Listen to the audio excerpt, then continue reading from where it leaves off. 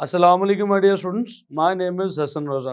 उम्मीद करता हूँ आप तमाम स्टूडेंट्स बखैर व आफ़ियत हैं। डियर स्टूडेंट्स, आज के इस लेक्चर में हम अपनी एक्सरसाइज को मज़ीद प्रोसीड करेंगे। आज के इस लेक्चर में हम बात करने जा रहे हैं अगले दो शॉर्ट क्वेश्चंस पर, question number 3 and question number 4। मैं आपको कॉन्सेप्ट भी सिखाऊंगा और फिर आपको ये भी सिखाऊंगा कि क्वेश्चंस को आपने एग्जाम में अटेम्प्ट कैसे करना है। तो चलिए बगैर किसी ताखीर के चलते हैं अपने वाइट बोर्ड की जाने।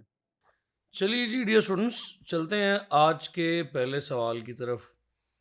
इस वक्त हमारे सामने आज के लेक्चर का तो पहला सवाल मौजूद है, लेकिन इस चैप्टर के लिए ये थर्ड क्वेश्चन है। डियर स्टूडेंट्स, क्वेश्चन बहुत इंटरेस्टिंग है और बहुत सारे स्टूडेंट्स कंफ्यूजन का शिकार होते हुए इस सवाल का गलत जवाब दे छोड़ते हैं। चलिए इस सवाल को पढ़ते हैं और समझने की कोशिश करते हैं कि हमसे इस सवाल में क्या पूछा जा रहा है। सवाल है, can the electron in the ground state of hydrogen absorb the photon of energy 13.6 electron volt and greater than 13.6 electron volt. So यहां पर कुछ चीजें बहुत इंपॉर्टेंट है। हाइड्रोजन के एटम में ग्राउंड स्टेट पे पड़ा हुआ एक इलेक्ट्रॉन क्या 13.6 इलेक्ट्रॉन वोल्ट की एनर्जी एब्जॉर्ब कर सकता है, या क्या वो 13.6 इलेक्ट्रॉन वोल्ट से भी ज्यादा की एनर्जी एब्जॉर्ब कर सकता है? ये दो सवालात हैं जिनका जवाब हमें इसी एक सवाल में देना है। तो चलिए इस गुफ्तगू को शुरू करते हैं, लेकिन शुरू करने से पहले ज़रा हाइड्रोजन के ग्राउंड स्टेट में मौजूद इलेक्ट्रॉन की एनर्जी को फाइंड आउट करें। क्या आपने पढ़ा हुआ है कि हाइड्रोजन के एटम में हमारे पास सेंटर में एक न्यूक्लियस है और उस न्यूक्लियस के गिर्द एक इलेक्ट्रॉन रिवॉल्व कर रहा है। डियर स्टूडेंट्स, मैंने ये बार बार बताया हुआ है कि हाइड्रोजन के पास इलेक्ट्रॉन एक है, मगर एनर्जी लेवल्स, एनर्जी शेल्स एक नहीं है। चूंकि इलेक्ट्रॉन एक है तो वो इलेक्ट्रॉन इसके करीब तरीन नियरेस्ट शेल या लोएस्ट एनर्जी शेल में वाक़ होगा। इस शेल को हम फर्स्ट शेल कहते हैं, तो इसकी एनर्जी भी यकीनन E1 होगी। डियर स्टूडेंट्स, E1 पहले शेल की एनर्जी आपने कैलकुलेट की हुई है, वो किसके इक्वल होती है? -E0 के इक्वल होती है। -E0 यानी कि -13.6 इलेक्ट्रॉन वोल्ट के इक्वल है। डियर स्टूडेंट्स, चलिए जरा जोर दीजिए उस टॉपिक पे जिस टॉपिक पे मैंने आपको आयनाइजेशन एनर्जी का कॉन्सेप्ट दिया था। आयनाइजेशन एनर्जी वाले लेक्चर के अंदर मैंने आपको बताया था कि अगर आप चाहते हैं आप इस इलेक्ट्रॉन को पहले शेल से निकाल कर इन्फिनिटी पे ले जाएं, तो आपको कितनी एनर्जी देनी पड़ेगी? जरा याद कीजिए, हमने डिस्कस किया था कि एक शेल की इन्फिनिटी पे जो एनर्जी होती है वो जीरो है। इन्फिनिटी का मतलब ये नहीं है कि आप एक इलेक्ट्रॉन को कहीं स्पेस में लेके जा रहे हैं। डियर स्टूडेंट्स, एक एटम के एतबार से इन्फिनिटी सिर्फ वो फासला है जहां पर इलेक्ट्रॉन की अट्रैक्शन उस न्यूक्लियस से खत्म हो जाए। यानी कि आप यूं कह सकते हैं कि इन्फिनिटी से मुराद वो इलाका या वो रीजन है जहां पर अगर आप इलेक्ट्रॉन को ले जाएं तो इलेक्ट्रॉन उस न्यूक्लियस की अट्रैक्शन से आजाद हो जाए। तो उस जगह को हम ये कहेंगे कि उस जगह पे उस इलेक्ट्रॉन की energy with respect to that atom zero हो चुकी है। तो डियर स्टूडेंट्स, यह है वो पॉइंट इन्फिनिटी जहां पे उस इलेक्ट्रॉन की with respect to that atom energy zero है। अब मेरा आपसे सवाल यह है कि इसे इन्फिनिटी तक ले जाने के लिए किस कदर एनर्जी दरकार है? चलिए थोड़ा सा सल्यूशन करते हैं यहाँ पे, फिर उसके बाद मैं आपको ये सवाल का जवाब लिखवाऊंगा भी। डियर स्टूडेंट्स, सॉल्यूशन में हम क्या देखेंगे? हम देखेंगे कि अगर आप इलेक्ट्रॉन को पहले शेल से इन्फिनिटी में लेके जाना चाह रहे हैं तो आपको कितनी एनर्जी दरकार है? Delta E. और आप जानते हैं डेल्टा ई किसके इक्वल होती है? हायर शेल यानी कि इन्फिनिटी माइनस लोअर शेल यानी कि E1 के इक्वल होगी। तो अगर आप यहाँ पे वैल्यूज पुट करें, ये तो जीरो है, माइनस माइनस 13.6 इलेक्ट्रॉन वोल्ट। तो अगर आप इस ब्रैकेट को ओपन करें तो ये 0 प्लस 13.6 इलेक्ट्रॉन वोल्ट बन जाएगा, यानी कि डेल्टा ई की वैल्यू आ जाएगी 13.6 इलेक्ट्रॉन वोल्ट। क्या आप जानते हैं इसका मतलब क्या? डियर स्टूडेंट्स, इसका मतलब ये है कि अगर आप एक इलेक्ट्रॉन को, जो कि हाइड्रोजन के पहले शेल में है, उससे 13.6 इलेक्ट्रॉन वोल्ट की एनर्जी दे दें, तो 13.6 इलेक्ट्रॉन वोल्ट की एनर्जी एब्जॉर्ब करने के बाद वो इलेक्ट्रॉन पहले शेल में नहीं बल्कि इंफिनिटी पे चला जाएगा, यानी आप हाइड्रोजन के इलेक्ट्रॉन को आयनाइज कर देंगे। अब डियर स्टूडेंट्स, ऐसे में इलेक्ट्रॉन तो आयनाइज हो गया, कैसे? एनर्जी ऑफ 13.6 इलेक्ट्रॉन वोल्ट को एब्जॉर्ब करके। तो इस सवाल का जो पहला हिस्सा था कि can an electron in the ground state of hydrogen atom absorb a photon of energy 13.6 electron volt, तो उसका जवाब हमारे पास आ गया यस। तो चलिए जी इस जवाब की तरफ। अब इस जवाब में हमारे पास जो इसका लॉजिकल आंसर बन रहा है उसकी जाने बढ़ते हैं, उसका जवाब देते हैं। The answer is yes. हाँ बिल्कुल यस। द इलेक्ट्रॉन in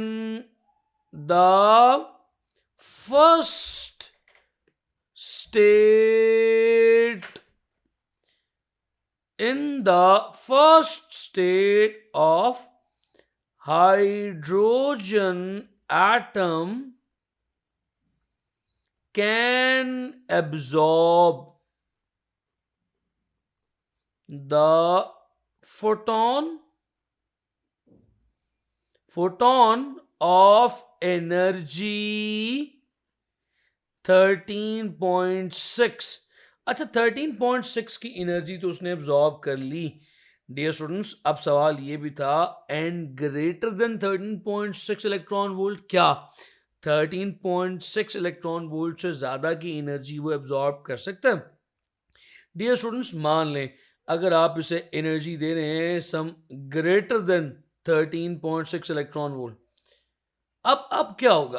अगर तो आप इसे 13.6 इलेक्ट्रॉन वोल्ट की एनर्जी दे रहे हैं, तो उसमें से 13.6 इलेक्ट्रॉन वोल्ट तो ये इलेक्ट्रॉन एब्जॉर्ब कर लेगा आयनाइज होने के लिए, इंफिनिटी पे जाने के लिए। जो सरप्लस एनर्जी होगी, जो बाकी की एनर्जी होगी, वो उस इलेक्ट्रॉन की काइनेटिक एनर्जी बन जाएगी एट इंफिनिटी। तो एग्जाम्पल के तौर पे हम इसे यूं समझते हैं, फॉर एग्जाम्पल अगर आप एक इलेक्ट्रॉन को एनर्जी दे रहे हैं 14 इलेक्ट्रॉन वोल्ट की। अब चूंकि 14 इलेक्ट्रॉन वोल्ट 13.6 इलेक्ट्रॉन वोल्ट से ज्यादा है, तो उस 14 इलेक्ट्रॉन वोल्ट में से 13.6 इलेक्ट्रॉन वोल्ट इस इलेक्ट्रॉन को आयनाइज करने में खर्च हो जाएंगे और बाकी के बचेंगे 0.4 electron volt.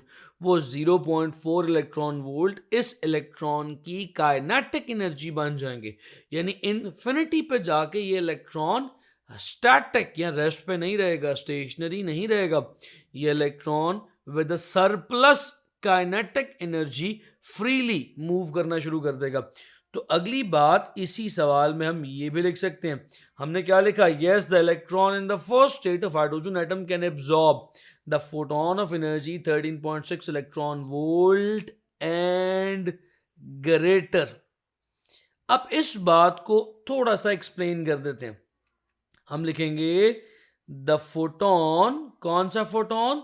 The photon of 13.6 electron volt will be enough for the electron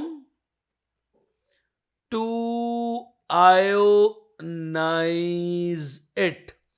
एक इलेक्ट्रॉन को आयनाइज करने के लिए इनफ होगा। द सरप्लस एनर्जी, यानी अगर तो एनर्जी 13.6 इलेक्ट्रॉन वोल्ट से ज्यादा की है, the surplus energy will become the kinetic energy of electron, वो उस इलेक्ट्रॉन की काइनेटिक एनर्जी बन जाएगी। तो डियर स्टूडेंट्स, मैं उम्मीद करता हूं कि अब ये सवाल आपको समझ आ चुका है, इसमें किसी किस्म की कोई प्रॉब्लम नहीं है। चलिए डियर स्टूडेंट्स, अब चलते हैं अगले सवाल की जानब। ये आज के इस लेक्चर का नेक्स्ट क्वेश्चन है और इस चैप्टर के लिए ये फोर्थ है। स्टूडेंट्स, क्या है ये question? Question says that how can the spectrum of hydrogen contains so many lines when the hydrogen contain only one electron। सवाल बहुत टेक्निकल है और सवाल बिल्कुल फाइन, बड़ा बेहतरीन सवाल है एग्जाम में आने के लिए। सवाल कुछ ये है कि हाइड्रोजन का एटम एक इलेक्ट्रॉन पर मुश्तमिल है, इसके बावजूद भी अगर आप हाइड्रोजन का स्पेक्ट्रम देखें तो इसमें बहुत सारी लाइंस होती हैं। आपके सामने इस वक्त एक पिक्चर भी है जो कि हाइड्रोजन के एब्जॉर्प्शन और एमिशन स्पेक्ट्रम को दिखा रही है। डियर स्टूडेंट्स, अगर आप हाइड्रोजन का एब्जॉर्प्शन स्पेक्ट्रम देखें तो आप देख सकते हैं कि अगर इस पर व्हाइट लाइट फॉल करवाई जाए तो उस व्हाइट लाइट में से कुछ खास वेवलेंथ्स ये एब्जॉर्ब कर रहा है। और एमिशन स्पेक्ट्रम की अगर बात की जाए तो एमिशन स्पेक्ट्रम में कुछ एब्जॉर्ब हुई हुई लाइंस एमिट हो रही हैं, यानी जो एब्जॉर्प्शन स्पेक्ट्रम में लाइंस गायब हैं, जो वेवलेंथ्स इसने एब्जॉर्ब कर ली हैं, एमिशन के दौरान ये वही वेवलेंथ्स एमिट कर रहे हैं। तो डियर स्टूडेंट्स, सब सवाल यहाँ पर बड़ा ज़बरदस्त और टेक्निकल है। सवाल ये है कि इलेक्ट्रॉन तो उस हाइड्रोजन के पास एक है, लेकिन एक इलेक्ट्रॉन रखने के बावजूद भी ये एटम बहुत सारी लाइंस एग्जिबिट कर रहा है, बहुत सारी लाइन स्पेक्ट्रम में दे रहा है। इसकी रीजन क्या है? डियर स्टूडेंट्स, पहले इसकी रीजन को हम समझने की कोशिश करते हैं एक एटॉमिक स्ट्रक्चर को देखते हुए, फिर उसके बाद इसका आंसर हम लिखने की भी कोशिश करेंगे। स्टूडेंट्स, एग्जांपल के तौर पे हमारे पास ये हाइड्रोजन का न्यूक्लियस है कैरिंग वन प्रोटॉन और इसके गिर्द एक इलेक्ट्रॉन है जो रिवॉल्व कर रहा है। अब स्टूडेंट्स, आप इससे पिछले क्वेश्चन में भी देख चुके हैं, मैंने ये बात अभी बताई है चंद लम्हे पहले कि इसके पास इलेक्ट्रॉन तो एक है। इलेक्ट्रॉन एक होने की वजह से वो इलेक्ट्रॉन इसके नियरेस्ट ऑर्बिट में रिवॉल्व कर रहा है, लेकिन दैट डजंट मीन कि इसके पास और कोई ऑर्बिट नहीं है। मैंने ये बात पहले भी एग्जाम्पल के तौर पे समझाई हुई है कि ऑर्बिट्स और शेल्स आर लाइक हाईवेज और मोटरवेज। जरूरी नहीं होता कि हर वक्त हर मोटरवे के ऊपर ट्रैफिक मौजूद हो। बाज़-औक़ात कोई हाईवे, कोई मोटरवे ट्रैफिक से बिल्कुल खाली भी हो सकती है। तो इसी तरह से डियर स्टूडेंट्स, ये एनर्जी लेवल्स हैं, परमिसिबल हैं, यहाँ पर इलेक्ट्रॉन मौजूद हो सकता है। ये इलेक्ट्रॉन का ट्रैक है। ये ट्रैक के एनर्जी लेवल्स हाइड्रोजन में भी मौजूद हैं, अलबत्ता इलेक्ट्रॉन्स के कम होने की वजह से, इलेक्ट्रॉन के एक होने की वजह से आमतौर पर ये ट्रैक्स, ऑर्बिट्स खाली रहते हैं। तो ये सेकंड है। इसी तरह से ये थर्ड ऑर्बिट इसके गिर्द मौजूद होगा यकीनन। डियर स्टूडेंट्स, हम यहाँ पर चलिए तीन ऑर्बिट्स ही ड्रॉ कर लेते हैं, तीन एनर्जी लेवल्स ही ड्रॉ कर लेते हैं और अपने कॉन्सेप्ट को जरा समझते हैं। सपोज कीजिए डियर स्टूडेंट्स, इनिशियली शुरू में हमारा ये इलेक्ट्रॉन पहली एनर्जी लेवल या E1 स्टेट में, अगर इस पहली एनर्जी स्टेट में पहले ऑर्बिट में मौजूद इलेक्ट्रॉन को एनर्जी दी जाए, एक फोटोन दिया जाए, लेट्स से फोटोन इसे दिया जा रहा है equals to the energy delta E which is equals to E3 minus E1। तो ये इलेक्ट्रॉन इस लोअर शेल से जंप करके चला जाएगा थर्ड शेल में, यानी एक हायर शेल में चला जाएगा। अब डियर स्टूडेंट्स, ये इलेक्ट्रॉन एक हायर शेल यानी कि थर्ड शेल में आ चुका है, इसकी एनर्जी E3 है। अब इस इलेक्ट्रॉन के पास चॉइस है कि ये इलेक्ट्रॉन जंप करके निचले ऑर्बिट्स में आ सकता है, लेकिन डियर स्टूडेंट्स, ये ज़रूरी नहीं है कि ये इलेक्ट्रॉन जंप करके पहले ही उसी ऑर्बिट में आए जहां से ये राइज करके थर्ड शेल में आए, यानी ग्राउंड स्टेट में आए। ये ज़रूरी नहीं है।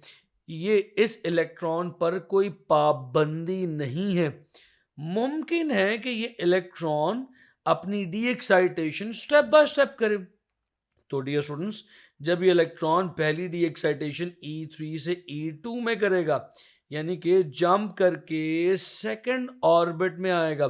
तो आप जानते हैं कि जो एनर्जी ये एमिट करेगा ये कौन सी एनर्जी होगी?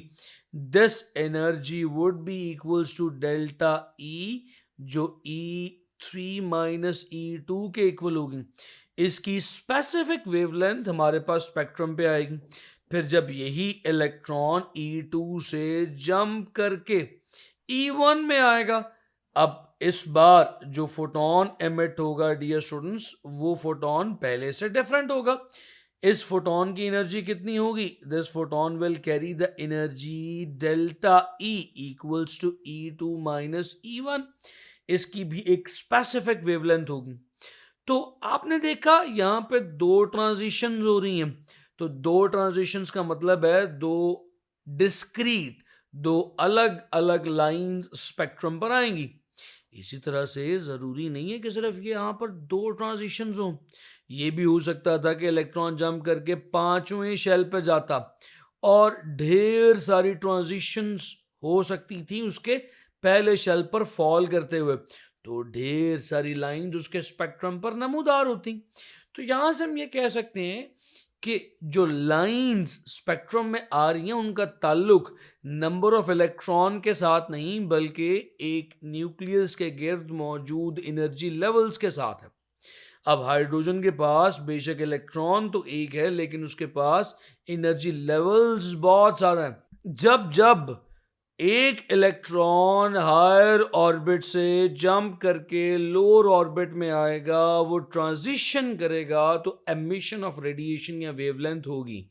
अब डियर स्टूडेंट्स, इसकी लोअर ऑर्बिट पे ट्रांजिशन स्टेप बाय स्टेप होती है, इसीलिए बहुत सारी स्पेक्ट्रल लाइंस एमिट होती हैं। तो चलिए डियर स्टूडेंट्स, अब इसी बात को हम अपने अल्फाज में एक्सप्लेन करने की कोशिश करते हैं। तो डियर स्टूडेंट्स, हम कैसे लिखेंगे इसका आंसर? इसके आंसर की जानिब अब हम बढ़ रहे हैं। इसका आंसर डियर स्टूडेंट्स हम लिखेंगे कुछ इस तरह से। हाइड्रोजन, हाइड्रोजन के पास, hydrogen contain 1 electron but not 1 orbit around its nucleus.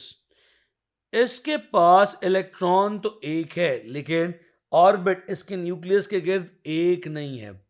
when, जब भी, when an electron, जब भी एक electron is excited to some higher energy state, जब भी एक इलेक्ट्रॉन को किसी हायर एनर्जी स्टेट पर भेजा जाएगा, एक्साइट किया जाएगा, इट विल डी एक्साइट, ये डी एक्साइट होगा टू इट्स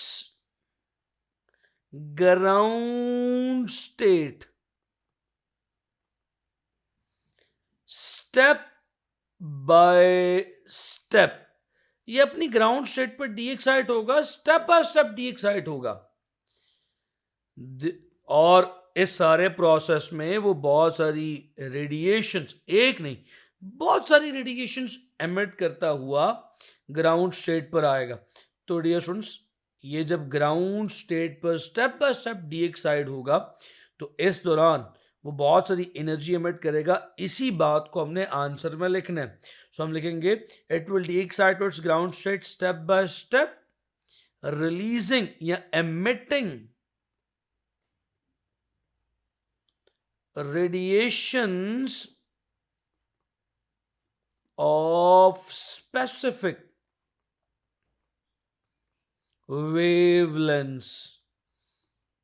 और जब डी एक्साइट होगा तो स्पेसिफिक वेवलेंथ्स एमिट करता हुआ डी एक्साइट होगा, which will appear as the lines in line spectrum, जो लाइन स्पेक्ट्रम में मुख्तलिफ लाइंस के तौर पे अपेयर होंगी। तो डियर स्टूडेंट्स, ये रहा हमारा आज के लेक्चर का सेकंड क्वेश्चन और इस चैप्टर के लिए ये फोर्थ क्वेश्चन था।